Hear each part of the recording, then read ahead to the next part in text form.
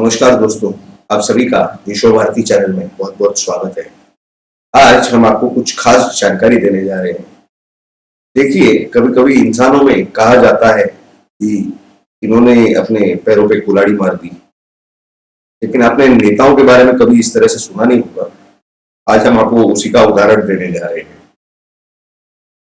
वो नेता ने अपने पैर पे कुल्हाड़ी मारी होती तो ठीक था, सर जाके कुल्हाड़ी पे मार दिया।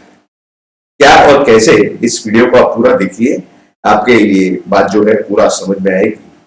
देखिए, अभी कुछ ही घंटों पहले यानी 1-2 घंटे पहले, यानी पिछले 2-3 घंटों में आप समझिए, महाराष्ट्र के एक मंत्री है नवाब मलिक, उनका कुछ बयान आया था आड़ा टेढ़ा कि कोई आईएएस और आईपीएस ऑफिसर जाकर के विरोधी पक्ष नेता को मिलते हैं और उन्हें पूरी जानकारी देने के बाद वो विरोधी पक्ष नेता या ये भारतीय जनता पार्टी वाले वहां के महाराष्ट्र के ये सरकार के खिलाफ बयान देना चालू कर देते हैं। खैर, इन्हें शायद मालूम नहीं होगा कि जिस तरह की यंत्रणाएं हैं, क्योंकि हमने खुद कई सारे मंत्री, कई सारे नेताओं के साथ काम किया है। 21 साल सक्रिय राजनीति में हम रहे हैं, 31 ईयर्स। तो जिस तरह की यंत्रणाएं हैं, वो कोई भी राज्य हो, महाराष्ट्र हो, उड़ीसा हो, कोई और राज्य हो, राज्य सरकार के और राज्य के नेताओं की जो जानकारी है वो सीधा सीधा केंद्र तक ऑफिशियल रिपोर्ट में जाती है। इस तरह की यंत्रणाएं केंद्र के पास है और वो जो व्यवस्था है उसमें मालूम ही नहीं होता कि कौन से राज्य के अधिकारी और कौन से केंद्र को रिपोर्ट कर रहे हैं, नहीं कर रहे हैं, क्या चल रहा है। इसके ऊपर तो हम आपको जानकारी देने के लिए एक अलग वीडियो जरूर बनाएंगे, उसमें पूरी आपको जानकारी देंगे किस प्रकार की वो व्यवस्था है, किस तरह प्रकार की एजेंसियां हैं, किस तरह से काम करती हैं, नहीं करती है, गुप्तचर विभाग से उनका कोई संबंध है, नहीं है, क्या है, ये हम आपको पूरी जानकारी एक वीडियो में जरूर बना करके देंगे ताकि आप भी पूरा समझ सके कैसे चल रहा है। लेकिन हम आते हैं आज के अपने महत्वपूर्ण मुद्दे पर, इस वीडियो के मेन मुद्दे पर, कि किस तरह से ये राजनीति और ये कुल्हाड़ी का क्या संबंध है। अब आपको बताते हैं, पिछले 2-3 घंटों में एक प्रेस कॉन्फ्रेंस हुई कि साधना कोऑपरेटिव बैंक नाम की एक बैंक के हेड ऑफिस का उद्घाटन, यानी उनकी कोई नई ऑफिस बनी होगी, तो उसका उद्घाटन किया। तो किसने किया, किससे करवाया उन लोगों ने? तो एक सांसद है जो पूर्व रक्षा मंत्री, पूर्व कृषि मंत्री भारत सरकार के शरद पवार, उनसे उन्होंने उद्घाटन करवाया। अब देखिए, वो उद्घाटन होने के बाद एक छोटा सा प्रेस कॉन्फ्रेंस हुआ, उसमें कई सारे मीडिया कर्मियों ने, मीडिया के रिपोर्टर्स ने उनसे कुछ सवाल किए। अब वो सवाल भिन्न भिन्न प्रकार के सवाल थे, तो उसमें इनके जवाब कुछ इस प्रकार के थे। सम्माननीय शरद पवार जी के, जो कि महाराष्ट्र महाविकास आघाड़ी के जो चाणक्य माने जाते हैं, उन्होंने कहा कि आरबीआई जो भी नए नियम बना कर बैठी है वो गलत है, उसका विरोध होना चाहिए। लेकिन कोई भी बैंक जो है वो कोर्ट में नहीं जाती, आरबीआई का, रिजर्व बैंक ऑफ इंडिया का विरोध नहीं करती, डर के मारे। अब देखिए, ये पूरा जो है वो अभी लोकशाही की बात कर रहे थे उसके पहले, और लोकशाही होते हुए यानी लोकतंत्र होते हुए, डेमोक्रेसी होते हुए कोई बैंक कोर्ट नहीं जाती है, डरती है। इसका मतलब क्या होता है? वो कॉन्ट्राडिक्ट कर रहे खुद को। लेकिन उनके मेजर कॉन्ट्राडिक्शन अभी हम आपको बताएंगे तो आप भी हंसोगे कि किस प्रकार की ये पूरी जो व्यवस्था के ऊपर, क्योंकि कैसा है कि आप भी जानते हैं कि जब उनकी पार्टी यानी कांग्रेस हो या ये एनसीपी राष्ट्रवादी हो, ये सत्ता में आते हैं तो ईवीएम भी ठीक होता है, बैलेट भी ठीक होता है, सब कुछ ठीक होता है। और जब नहीं तो फिर वो ईवीएम में गड़बड़ है, हैकिंग की गई, मैनिपुलेट किया गया, इस प्रकार की है इनकी सिस्टम है काम करने की। तो उन्होंने, उनसे जब पूछा गया कि ये जो अनिल देशमुख जो पूर्व गृह मंत्री है महाराष्ट्र के, उनके विषय में, तो उन्होंने कहा कि ये तो द्वेष बुद्धि से कार्रवाई की जा रही है, एनफोर्समेंट डायरेक्टोरेट ने जो है राज्य के अधिकारों पर गदा लाई है, इसका इन्वेस्टिगेशन एंटी करप्शन भी कर सकती है। अरे एंटी करप्शन कैसे करेगी? फिर उन्होंने एक मुद्दा पूछा प्रेस वालों ने, वो भावना गौड़ी का, तो वो भी उन्होंने कहा कि द्वेष बुद्धि से कर रहे हैं राज्य सरकार की एंटी करप्शन। राज्य सरकार की एंटी करप्शन, सत्ता में बैठे हो आप लोग, आपके नीचे के अधिकारी क्या आपके खिलाफ इन्वेस्टिगेशन कर सकते हैं? क्या वो आपको कह सकते हैं कि इतने बजे आ जाओ, आपको आना ही होगा, आप नहीं आओगे 2-4 समन के बाद तो हम आपको अरेस्ट करेंगे? ये तो हो नहीं सकता। ये तो एक बात हो गई। खैर, अनिल देशमुख मामला तो आप सभी जानते ही हैं क्या चल रहा है क्या नहीं। भावना गौड़ी, ये नाम शायद आप सभी लोगों के लिए नया होगा। आपको बता दें कि ये जो है यवतमाळ वाशिम जिले से ये सांसद है शिवसेना की, और ये लगातार कुछ लगभग 5 बार चुन करके आई है। ये पहली बार जो चुन के आई वो 1999 यानी 1999 में, उसके बाद 2004 में, उसके बाद 2009 में, उसके बाद 2014 में और फिर 2019 में। और ये माफ कीजिए, सॉरी, कई सारी केंद्रीय समितियों में भी रही है। ये जो है वो कॉमर्स समिति में रही है, health and empowerment of women के कमिटीज पे रही है, सेंट्रल गवर्नमेंट के हेल्थ एंड फैमिली वेलफेयर के कमिटी पे रही है। ये जो है ये ट्रांसपोर्ट, टूरिज्म और कल्चर के मिनिस्ट्री पे भी रह चुकी है, उनके कमिटी पर, सॉरी, और ह्यूमन रिसोर्स डेवलपमेंट के कमिटी पर भी रह चुकी है। ये सब सेंट्रल गवर्नमेंट की कमिटियां हैं, इतना इनके पास आज अनुभव है। अब देखिए, इनका जो जन्म है वो 1974 का है, यानी आज के तारीख में उनकी उम्र 47 के आसपास होनी चाहिए। और ये जो पिछला हम आपको बता रहे हैं कि लगभग 22 साल का अनुभव है उनके पास, उसमें उन्होंने काफी नॉलेज गेन किया है। उनका कोई महिला उत्कर्ष महिला मंडल इस तरह की कोई संस्था या कंपनी का नाम बताया जा रहा है। अगर आपको याद होगा शायद, तो ये गए पिछले 30 अगस्त 2021 को उनके कई सारे जगहों पर रेड्स की गई थी।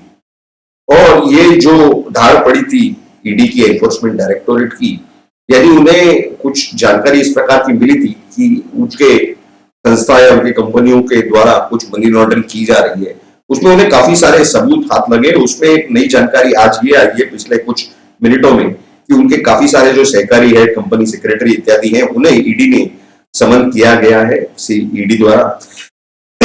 और वो शायद आज या कल में वहां पर ईडी के सामने हाजिर होने की संभावना है। दूसरा तो आपको मालूम है कि महाराष्ट्र के परिवहन मंत्री जो अनिल परब हैं, उन्होंने 14 दिन का समय मांगा था। उनका भी 14 दिन का समय मेरे ख्याल से हफ्ता भर हो चुका है, और हफ्ते 10 दिन के अंदर उन्हें भी हाजिर होना चाहिए, वरना वो तो जाते हैं आपकी अनिल देशमुख के खिलाफ किस तरह से लुकआउट नोटिस जारी कर दिया गया है।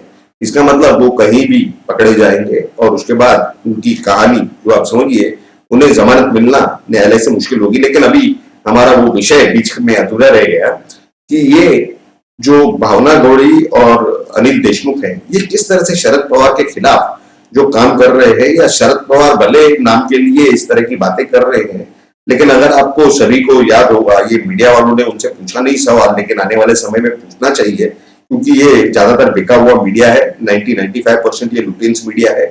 ये सवाल इन्होंने ये करना चाहिए कि अगर आपको याद होगा, सितंबर 2019 यानी जो महाराष्ट्र के चुनाव हुए उससे लगभग 15 दिन, 1 महीने पहले, तो उससे 3 दिन शरद पवार ने पूरे मीडिया का अटेंशन, पूरे जनता का अटेंशन खींच के रखा था।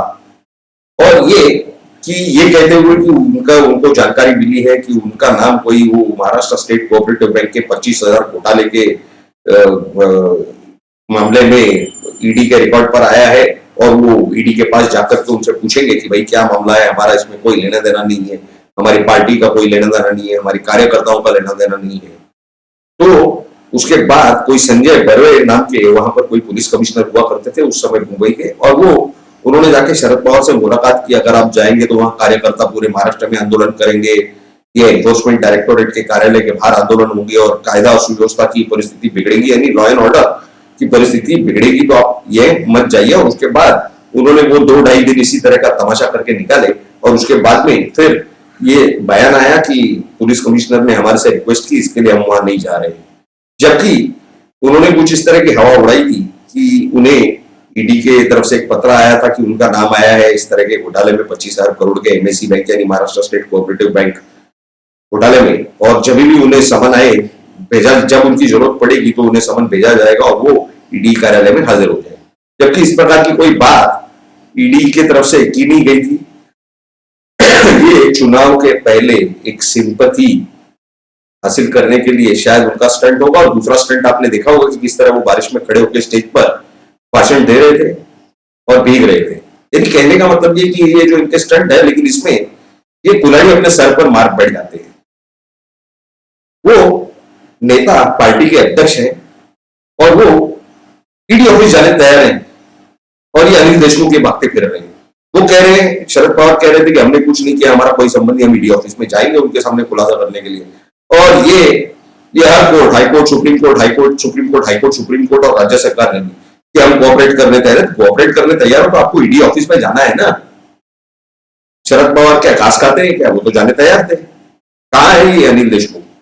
और आज वही शरद पवार अनिल देशमुख के तरफ से बात कर रहे हैं कि ये तो द्वेष बुद्धि से की जा रही है, ये राजनीतिक कारणों से की जा रही है। ये कौन से राजनीतिक कारण है भाई? क्या आप उसका खुलासा करेंगे या आवाम में बात कर रहे हैं? इतनी सारी जो कोऑपरेटिव जो फैक्ट्रीज और ये जो इंडस्ट्रीज, ये इनकी पूरी इंक्वायरी चल रही है।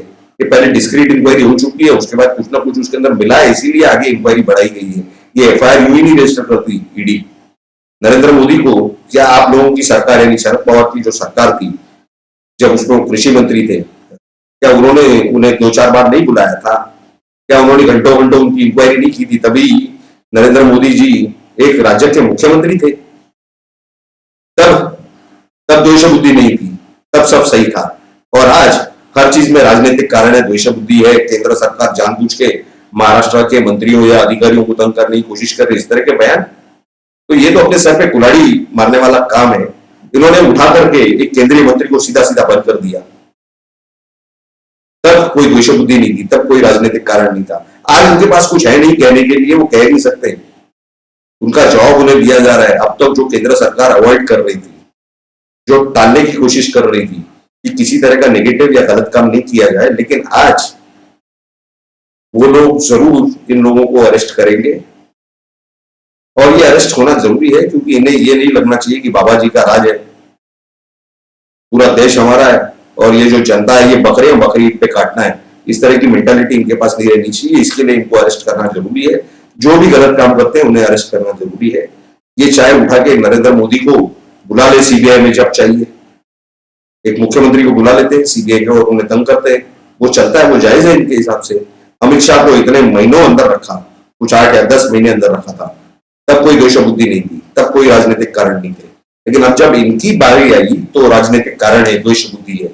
ये कहाँ की राजनीति, किसे सिखा रहे हैं? आजकल की ये जो पीढ़ी है ये सब समझती है, ये सब जानती है। आपको उन्हें सिखाने की कोई गुंजाइश नहीं है, कोई जरूरत नहीं है, और ना ही आप उन्हें मिसगाइड कर सकेंगे, ना ही उनकी दिशा भूल कर सकेंगे, ना ही उन्हें कहीं जो है आप घुमा फिरा सकते हैं। इन्हें ये जानने की जरूरत है कि आजकल इंफॉर्मेशन टेक्नोलॉजी है, आजकल मनुष्य की बुद्धि इतनी एडवांस्ड है कि वो छोटा बच्चा अगर पैदा होता है 4-5 साल का होने के बाद में, वो लैपटॉप के ऊपर काम करने लगता है, खेलने लगता है, मोबाइल के ऊपर गेम्स खेलते हैं। इतनी एडवांस्ड आजकल के लोगों की जो आईक्यू है। तो इस वजह से इन्होंने गलत फहमी में रह के कोई मतलब नहीं है। और ये जो बिकाऊ मीडिया है, इनसे भी हमारा आह्वान है, निवेदन है कि जाग जाए और सही सही बातें करे, सही सही सवाल पूछे। ये बिके हुए पितूम की तरह काम नहीं करे। ये सब जो है जनता समझ रही है और ये सब चैनल ये सब बॉयकॉट हो जाएंगे। 95% चैनल बॉयकॉट हो जाएंगे। कुछ चैनल है रिपब्लिक या इस तरह के कुछ 1-2-4 चैनल हैं, वही सिर्फ चलेंगे, बाकी सभी चैनल्स को बॉयकॉट कर दिया जाएगा। ये मीडिया भी अपने आंखें खोल करके ये समझ ले, दिमाग में अपने बात डाल दे, और ये जो गुमराह करने वाले नेता है जनता को और ये नई पीढ़ी को, ये वो भूल जाए कि 1960s या 1970s चल रहा है। ये आजकल अफगानिस्तान में एक बॉम्ब भी गिरता है या एक मक्खी भी मारी जाती है तो यहाँ तुरंत सोशल मीडिया से खबर आती है। तो ये भूल जाए कि ये जो रूटीन्स मीडिया है, इसे पैसे देकर के, इसे मैनेज करके जनता को दिशाभूल कर देंगे, गुमराह कर देंगे, ऐसा कुछ होने वाला नहीं है। ये जो कुछ चल रहा है इसके विषय में, इसके बारे में आपकी राय क्या है? आप सभी दर्शकों से निवेदन है कि आप कृपया अपनी राय नीचे कमेंट बॉक्स में जरूर हमें बताएं, ताकि हमें भी मालूम हो कि आपकी राय क्या है। और आगे ये जो कुछ चल रहा है, इन पार्टियों के लिए सुझाव भी आप इसी कमेंट बॉक्स में लिखिए, क्योंकि ये भी ये वीडियो देखेंगे तो नीचे के कमेंट्स पढ़ेंगे कि क्या करना चाहिए, क्या नहीं करना चाहिए। दूसरी बात, जो अगर आपको किसी और विषय में जानकारी की जरूरत है तो कृपया नीचे कमेंट बॉक्स में लिखें।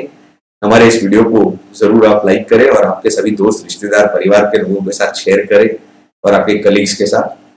और आपने अगर अब तक हमारे इस चैनल को सब्सक्राइब नहीं किया तो कृपया नीचे सब्सक्राइब लिंक पर क्लिक करके सब्सक्राइब करें और उसके बाजू में जो बेल आइकन है उस पर दबा करके ऑल नोटिफिकेशन, सभी नोटिफिकेशंस को ऑन कर दें, ताकि आपको हमारे सभी वीडियोस की जानकारी तुरंत मिल सके और मिलती रहे और आप सही सही जानकारी सही समय पर प्राप्त करते रहे। दूसरी बात, आपने इस वीडियो को अब तक पूरा अंत तक देखा, इसके लिए आप सभी का बहुत बहुत धन्यवाद। भारत माता की जय। जय हिंद।